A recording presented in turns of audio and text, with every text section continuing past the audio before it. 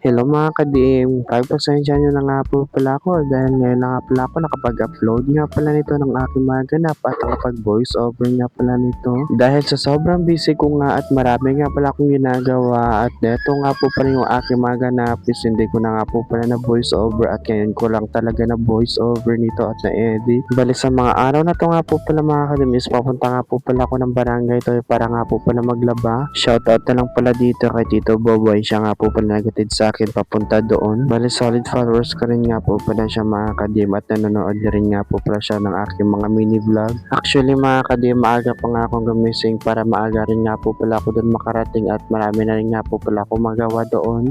Fast forward nga po, heto nga naglalakad na nga po pala ako papasok doon sa aking pagpupuntahan. Bali doon lang nga pala ako mga kadim bumaba sa eskwelahan ng Barangay Toy para rin nga po pala makapaglakad-lakad rin nga po pala ako ng kaunti.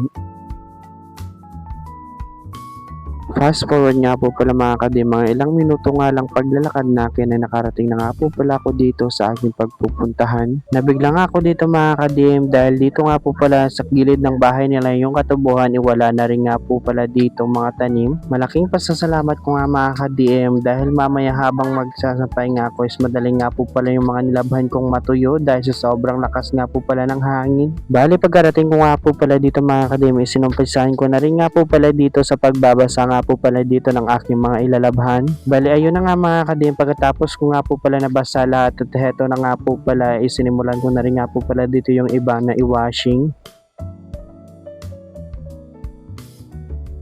Fast forward nga po pala mga ka-DM, sa mga oras na yun nga po pala tapos na nga po pala ako dito sa paglalaba nga po pala ng aking mga labahan. Bali sa mga oras na yun nga po pala sobrang lakas nga po pala dito ng hangin. Actually mga ka-DM, yung iba nga pala dito is bago ko pa lang dito nasampay. At dahil nga tapos na nga pala ako mga kadim dito sa paglalaba kaya pumasok na lang nga po pala ako dito para manood nga po pala dito ng TV habang nagpapahinga. Shoutout pala kay auntie dito na nanonood nga po pala dito ng TV. Actually mga kadim, habang nanonood nga po pala ako dito ng TV, inaantay ko na lang nga po pala dito si Tito Meloy na matapos nga po pala sa kanyang mga ginagawa para sabay na nga po pala kaming uuwi. Syempre nga po pala mga kadim, lumabas nga po pala ako dito para magkwentuhan nga po pala dito kay Auntie Rot at shoutout na lang nga po pala diyan sa'yo.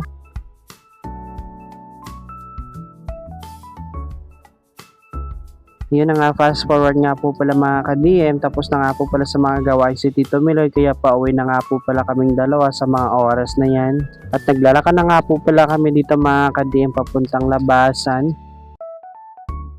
Ayun na nga, pagkarating nga po pala namin dito sa labasan, buti na nga lang meron nga po palang tricycle kaya sumakay na rin nga po pala kami dito sa mga oras na to. At syempre mga kadim, dito na rin nga po pala ako sumakay sa likuran ng tricycle para makapag-video nga po pala ako dito. Uy, vlogger yan.